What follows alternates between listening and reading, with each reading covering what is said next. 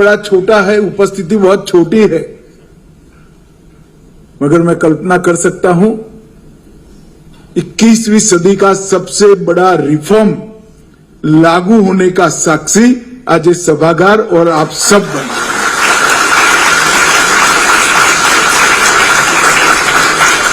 और मैं पूरी प्रक्रिया को बड़े मनोयोग के साथ इससे जुड़ा हूं। मैं बेझिझक कह सकता हूं कि जितने भी रिफॉर्म हुए हैं, इस सब रिफॉर्म में सबसे बड़ा रिफॉर्म 10 साल के बाद अगर कोई सिद्ध होगा तो 3 आपराधिक कानूनों के क्रियान्वयन का होगा।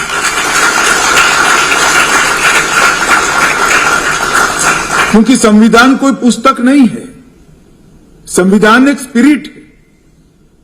हर व्यक्ति की गरिमा उसका अधिकार है, हर व्यक्ति का सम्मान उसको मिलना चाहिए और हर व्यक्ति को न्याय मिले वो संविधान का दायित्व है।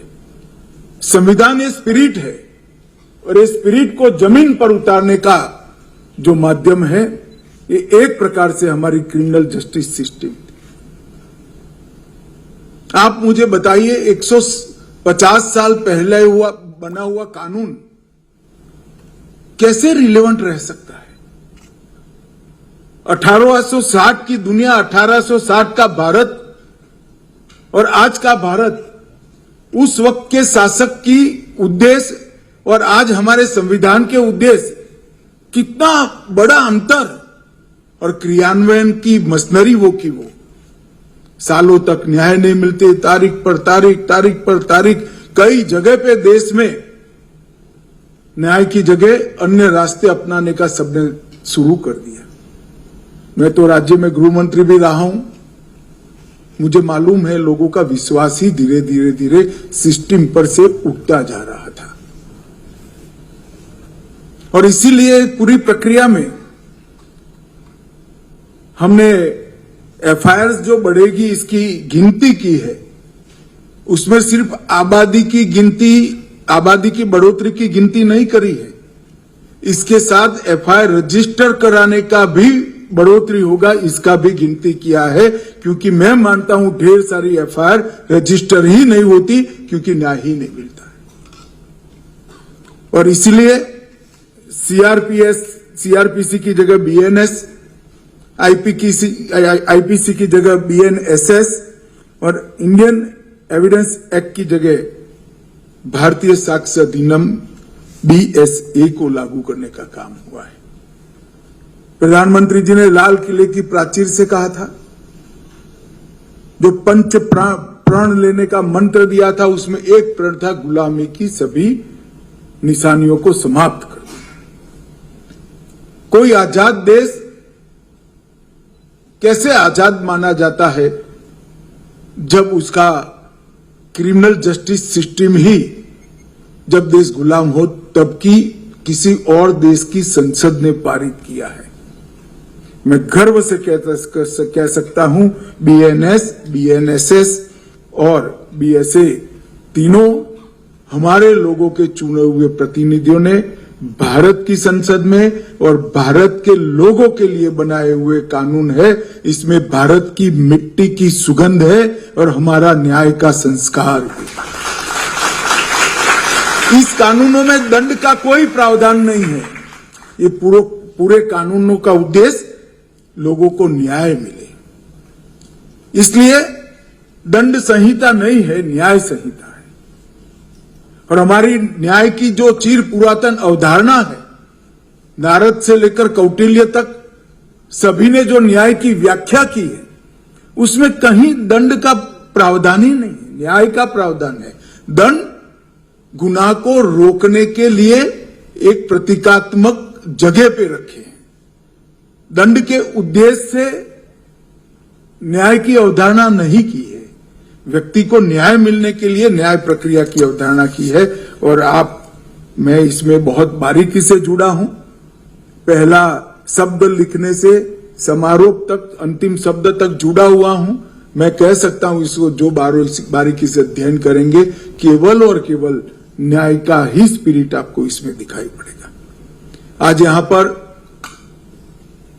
मैं जब इस कार्यक्रम में उपस्थित हूं तब मैं आपको विश्वास के साथ कह सकता हूं, इसके संपूर्ण क्रियान्वयन के बाद समग्र संसार में इस सबसे आधुनिक अगर कोई दंड की प्रक्रिया को हटाकर हमारी जो प्रक्रिया आएगी, आपराधिक कानूनों की प्रक्रिया आएगी, संसार में सबसे आधुनिक और टेक्नोलॉजी से युक्त प्रक्रिया हमारी होगी, कोई देश। और इसके लिए गृह मंत्रालय ने अनेक स्तर पर ट्रेनिंग की व्यवस्था की, कौशल्य निर्माण का काम किया है। और ये कानून बनने से पहले ही हमने फोरेंसिक साइंस यूनिवर्सिटी को बनाने का फैसला किया।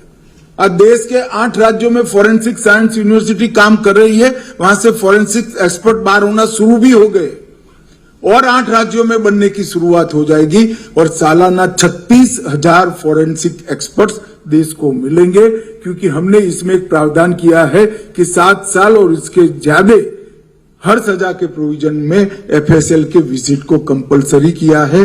जो मान्यवर गुलाबचंद जी ने कहा कि दोष सिद्धि का प्रमाण, सजा का प्रमाण बढ़ाना चाहिए, वो तभी हो सकता है कि मुंह जुबानी साक्ष्य की जगह टेक्निकल साक्ष्य आ जाएगा, तो न्यायाधीशों को भी न्याय करने में बड़ी सरलता रही जाएगी। और इसके लिए 5 वर्टिकल्स हैं, पुलिस, कोर्ट, एफएसएल, जेल, इस सभी वर्टिकल्स के अंदर हमने ट्रेनिंग का काम किया है। एक डायरेक्टर ऑफ प्रोसिक्यूशन की रचना की है, जो अगर कोई अपराधी छूट जाता है तो अपील लायक केस है या नहीं केस है वो अब वकील तय नहीं करेंगे, डायरेक्टर ऑफ प्रोसिक्यूशन तय करेगा। और संपूर्ण प्रोसिक्यूशन की प्रक्रिया का वो सतत मॉनिटरिंग करते रहेंगे। प्रोसिक्यूशन एक ऐसी पवित्र प्रक्रिया है जिसका थर्ड पार्टी मॉनिटरिंग बहुत जरूरी है, और एक डायरेक्टर प्रोसिक्यूशन नहीं होगा, जिला और तहसील तक इसकी पूरी श्रृंखला तैयार की है, इनके अधिकार भी तय किए हैं। मगर इस सबको अगर जमीन पर उतारना है तो टेक्निकल कॉम्पिटेंसी हमारे पूरे तंत्र की बढ़ानी पड़ेगी। इसलिए हमने गृह मंत्रालय ने शुरुआत से ही कुछ ऐप बनाना शुरू किया था। हमारा बीपीआरएनडी और क्राइम रिकॉर्ड ब्यूरो दोनों साथ में रहकर इसके पीछे कब के पड़े थे। आज ई साक्ष्य, ई समन, न्याय सेतु और न्याय श्रुति, ये चारों ऐप का आज चंडीगढ़ में आप सभी के सामने लोकार्पण हुआ है। ये जो ई साक्ष्य है वो घटनास्थल की जितनी भी वीडियोग्राफी और फोटोग्राफी है, वो सारी की सारी फोटोग्राफी और सारी गवाही ई साक्ष्य सर्वर पर सेव की जाएगी और तुरंत ही इसका सर्टिफिकेट कोर्ट में भी जाएगा, आईओ के पास भी पहुंच जाएगा और फरियादी के पास भी पहुंच जाएगा। इसके साथ ई समन, पूरे समन अभी आधी प्रक्रिया हुई है, कोर्ट से पुलिस स्टेशन तक का इलेक्ट्रॉनिक माध्यम से आने का हमने व्यवस्था कर दिया है। आने वाले दिनों में पुलिस स्टेशन से जिनको समन भेजा जा सकता है उसको भी इलेक्ट्रॉनिक तरीके से भेजा जाएगा। इससे ढेर सारी सुविधा तो होगी ही, मगर देरी को भी हम टाल पाएंगे। न्याय सेतु एक डैशबोर्ड है, वो इंटरलिंक्ड है, ये 5 लिंब के साथ इंटरलिंक है। कोई भी इंफॉर्मेशन अपलोड होगी वो अपने पासवर्ड के साथ 5 लिंब को उपलब्ध होगी। पहले सालों तक कोर्ट में एफएसएल के रिपोर्ट नहीं आते थे, एफएसएल के रिपोर्ट बन गया होता था मगर फीस नहीं देते थे, तो पुलिस कई जगह भ्रष्टाचार से, कई जगह लेथार्जिकनेस से लेने ही नहीं जाते थे, देरी होती थी। अब एफएसएल ने अपलोड करना है जो सीधा कोर्ट के टेबल पर भी, न्यायाधीश महोदय के टेबल पर ही सीधा पहुंच जाएगा। वो भी डाउनलोड कर सकते हैं और पुलिस भी सीधी डाउनलोड कर सकते हैं। पुलिस, अस्पताल, फोरेंसिक साइंस की लेबोरेटरी, प्रोसिक्यूशन, कोर्ट और प्रिजन, ये सारे न्याय सेतु के माध्यम से लिंक हो जाएंगे। तो एक अजीब प्रकार की लय हमारी न्यायिक प्रक्रिया में आएगी जिसमें कागज का स्थान ही नहीं होगा और देरी की जगह ही नहीं होगी। न्याय श्रुति वो वीडियो कॉन्फ्रेंस से कई जगह से लोग कोर्ट में जाने की से डरते भी है। मैं भी कई बार कोर्ट में गया हूं। जो पुकार लगाते हैं वही बहुत अपमानजनक लगता है। न्यायाधीश साहब यहां बैठे होंगे तो उसको अन्यथा न ले कोई। और 11 बजे जाओगे और 5 बजे कहेंगे कि डेट पड़ गया आपका, तो ढेर सारे लोगों को तकलीफ होती है। अब आपके निश्चित समय पर शहर में आने वाले दिनों में कई जगह पे ये साक्षी देने की जगह, न्यूट्रल जगह बनाई जाएगी। आज तो सभी कोर्टों में बनाई है, जहां से कोई भी कोर्ट, नजदीक के कोर्ट में आप चले जाओगे कहीं पर भी दे पाओगे। एफएसएल अपने यहां से दे देंगे, मेडिकल अस्पताल अपने यहां से दे देंगे, तो किसी को जाने की जरूरत नहीं। 5 मिनट गए, अपना साक्ष्य दिया, आधे घंटे में वापिस आ गए। तो इससे बहुत बड़ा फायदा होने वाला है। और मेरा आग्रह है पूरे सदन का कि ये जो साइबर इंटर्न बने हैं अपने साइबर स्वच्छता के लिए, ये साइबर सोल्जर के लिए आप सभी लोग एक बार ताली बजाओ, क्योंकि ये बहुत जरूरी है। और मैं बच्चों को कहना चाहूंगा कि आपने जो शुरुआत की हुई एक दृष्टि से शौकिया करी है, मगर ये संस्कार है। समाज के लिए कुछ करना, समाज के लिए अपना समय देना, जिसमें मुझे कुछ फायदा नहीं है ऐसी एक्टिविटी करना, यही व्यक्ति को बड़ा बनाती है।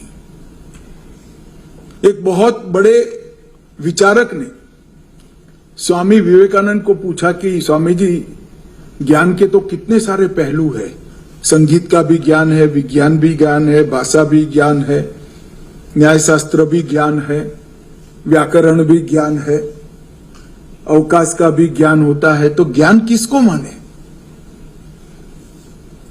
ज्ञान की व्याख्या क्या? तो स्वामी जी ने कहा, जो व्यक्ति स्व पर से पर का विचार करता है वो ज्ञानी है। अपने अलावे बाकी लोगों का विचार करना, इससे बड़ा ज्ञान कोई नहीं है। और आज आप लोगों ने इसकी शुरुआत की है। और मैं मानता हूं जब आदत पड़ती है तो जीवन भर, युवा अवस्था में जो आदत पड़ती है वो चालू रहती है। और मैं चंडीगढ़ पुलिस को भी अभिनंदन देना चाहता हूं कि आपने 3 बैच होकर कुल 1200 छात्रों को इसके साथ जोड़ा है। मित्रों, ये तीनों नए कानून जो आए हैं, इसमें ढेर सारी परिवर्तन आज की हमारी न्यायिक व्यवस्था में किया है। इलेक्ट्रॉनिक माध्यम से आप एफआईआर दर्ज कर पाएंगे। जैसा मैंने पहले कहा, 7 साल और ऊपर के अपराधों के लिए फोरेंसिक साइंस को कंपलसरी कर दिया है। मॉब लिंचिंग के कठोर प्रावधान करे हैं। जो भाग जाते थे और वर्षों तक केस लंबित होते थे, भगोड़ा घोषित होने के बाद उनकी अनुपस्थिति में भी ट्रायल चल जाएगा, उनको सजा भी होगी। उनको अपील करना है तो कानून के सरेंडर करे और हाई कोर्ट में जाए। मैं आज उदाहरण देना चाहता हूं, इस देश को झंझोड़ कर देश के बाहर भाग जाने वाले कई लोग कानून की रीच के बाहर है। अब अगर कोई ऐसा प्रयास करेगा तो दुनिया के किसी भी कोने में होगा, यहां पर सजा होगी। और हमारे एग्रीमेंटों के कारण और रेड कॉर्नर नोटिसों के कारण वो जो सजा याफ्ता व्यक्ति को यहां लाने में हमें बड़ी सरलता मिलेगी। यहां अपराध कर भाग जाना अब सरल नहीं होगा, वो कानून की जद में आ जाएंगे। और भारत में शुरुआत पहली बार हुई। छोटे जो अपराध है, पहली बार अपराध है, उसमें जेल की जगह सामुदायिक सेवा की शुरुआत की है। विक्टिम सपोर्ट, विक्टिम प्रोटेक्शन के लिए विस्तार से इसके अंदर प्रोविजंस किए हैं। जो फरियाद करता है उसको 90 दिन में उसकी केस की प्रोग्रेस देना पुलिस की जिम्मेदारी है। जो कस्टडी में है उसके लिए हैबियस अब करनी नहीं पड़ेगी, उसको लटकाना है पुलिस स्टेशन के बाद एक रजिस्टर में कि मेरे पास ये व्यक्ति कस्टडी में है। तो जब कस्टडी में है ऐसा सर्टिफाइड करते हो तो पुलिस की रिस्पॉन्सिबिलिटी अनेक गुना बढ़ जाती है। इसके साथ साथ न्यायिक सुनवाई में सभी आयामों का जज साहब की परमिशन से वीडियो कॉन्फ्रेंस का प्रावधान किया है। नए कानून के स्मूथ इम्प्लीमेंटेशन के लिए ढेर सारे इनिशिएटिव हमने लिए हैं। सीसीटीएनएस से लेकर एसएचओ की ट्रेनिंग से लेकर एफएसएल के इंटीग्रेशन के लेकर बहुत सारा काम किया गया है और टेक्नोलॉजी को ये पूरी सिस्टम का मुख्य स्तंभ बनाया गया है। चंडीगढ़ की ही मैं बात करूं तो 22 आईटी स्पेशलिस्ट इन्होंने रख लिए हैं, 125 डाटा एनालिस्ट रखे हैं, 160 नए कंप्यूटर लिए हैं, 2 वेब कैमरा, सभी थानों में 1 स्पीकर और 2 वेब कैमरा लगे हैं, 170 टैबलेट, 25 मोबाइल फोन और 144 नए आईटी कांस्टेबल भर्ती करने का काम सिर्फ चंडीगढ़ में हुआ है। और चंडीगढ़ के अंदर हमने 2023 से ही शुरुआत की थी। चंडीगढ़ में देश में सबसे पहला अगर कोई यूनिट होगा, एडमिनिस्ट्रेटिव यूनिट होगा हमारा, तो ये यूटी बनेगा जिसमें 100% कानूनों का इम्प्लीमेंटेशन हो जाएगा और ये जमीन पर हम 2 महीने के अंदर उतार देंगे। और माननीय प्रधानमंत्री जी ने हाँ बोली है। जब चंडीगढ़ के सारे थाने और सारे कोर्ट्स ये कानूनों के हिसाब से शुरू होंगे तो देश को पहला यूटी जो तीनों कानूनों का संपूर्ण इम्प्लीमेंटेशन करेगा, माननीय प्रधानमंत्री चंडीगढ़ आकर चंडीगढ़ वासियों को उसकी भेंट देंगे, वो भी तय हो चुका है। भाइयों बहनों, मैं हमेशा जहां भी जाता हूं तब कहता हूं, नशे के खिलाफ हमारा अभियान ये सरकारी अभियान नहीं है, हमारी नई पीढ़ी को नशे की लत से बाहर निकालने का है। और जो लोग नशे की गिरफ्त में आ गए हैं उनकी शर्म दूर कर कर, उनके परिवारजनों की शर्म दूर कर कर, उनके अभिभावकों की शर्म दूर कर कर, एक बीमारी है जिसका इलाज करना चाहिए, इसके लिए जागरूकता फैलाना चाहिए। ये हमारे जितने भी नए युवा साइबर स्वच्छता के काम में लगे हैं, इनको भी मैं अनुरोध करता हूं कि साथ साथ में नशे का उन्मूलन का काम भी आप हाथ में लीजिए। ये फिर से एक बार मैं रिपीट करना चाहूंगा कि ये नए कानून और इसके द्वारा चलती क्रिमिनल जस्टिस सिस्टम 21वीं सदी का सबसे बड़ा रिफॉर्म है। टेक्नोलॉजिकली हम पूरी दुनिया में सबसे आगे होंगे जब ये कानून पूर्णतः इंप्लीमेंट होंगे और इसकी डेफिनेशन इस तरह से बनाई गई है कि आने वाले 50 साल तक इजाद होने वाली सारी टेक्नोलॉजी को इसके अंदर समाहित कर दिया गया है। मानो हम ई डॉक्यूमेंट्स, अब इसकी डेफिनेशन बन गई, कानूनी मान्यता आ गई, तो फॉर्म कोई भी बदल जाएगा, प्रकार कोई भी बदलेगा, टेक्नोलॉजी कितनी भी अपग्रेड होगी वो ई डॉक्यूमेंट ही माना जाएगा। गैजेट्स बदलते जाएंगे, सॉफ्टवेयर बदलते जाएंगे, इंस्ट्रूमेंट बदलते जाएंगे, परंतु डेफिनेशन वो की वो रहेगी। इस दृष्टि से इसको बनाया है और आज संविधान की स्पिरिट के हिसाब से सिटीजन सेंट्रिक के कानून बनाए हैं और मैं पूरे विश्वास के साथ कहता हूं, इनका संपूर्ण इम्प्लीमेंटेशन होने के बाद हमने कई जगह न्यायिक प्रक्रिया पर भी कुछ मर्यादाएं डाली हैं। इसके कंप्लीट इम्प्लीमेंटेशन हो जाने के बाद किसी भी फरियाद पर 3 साल में सुप्रीम कोर्ट तक जजमेंट आ जाएगा। इस प्रकार की टाइम बाउंड व्यवस्था हमने इसके साथ की है। मित्रों, इसमें जितनी बड़ी जिम्मेदारी गृह विभाग और राज्य सरकारों की है, एफएसएल न्याय के साथ जुड़े हुए हमारे सारे न्यायाधीशों की है, प्रिजन के लोगों की है, इतनी ही बड़ी जिम्मेदारी समाज के अंदर इसकी स्वीकृति के लिए जन जागृति लाने की है। और मेरा अतः इस कार्यक्रम के माध्यम से चंडीगढ़ के नागरिकों से अनुरोध है कि हम इस कानून के बारे में जो भ्रांतियां फैलाई जाती हैं, इसके लिए अधिकृत रूप से स्पष्टता मांगे। गृह मंत्रालय भारत सरकार से भी मांग सकते हैं, चंडीगढ़ प्रशासन से भी मांग सकते हैं, अफवाहों से दूर रहें और इस कानून के इम्प्लीमेंटेशन के लिए सक्रिय और रचनात्मक योगदान हम देते रहें, यही सबसे अभ्यर्थना है।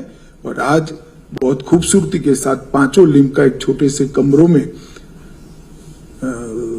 निदर्शन रखा गया था। मैं चंडीगढ़ पुलिस और चंडीगढ़ प्रशासन को बहुत बहुत बधाई देता हूं कि लगभग इम्प्लीमेंटेशन का काम पूरा हो गया है और आने वाले दिनों में जो बाकी काम है उसको भी हम निश्चित पूरा कर देंगे। और चंडीगढ़ वासियों को कहना चाहूंगा कि वो दिन दूर नहीं है।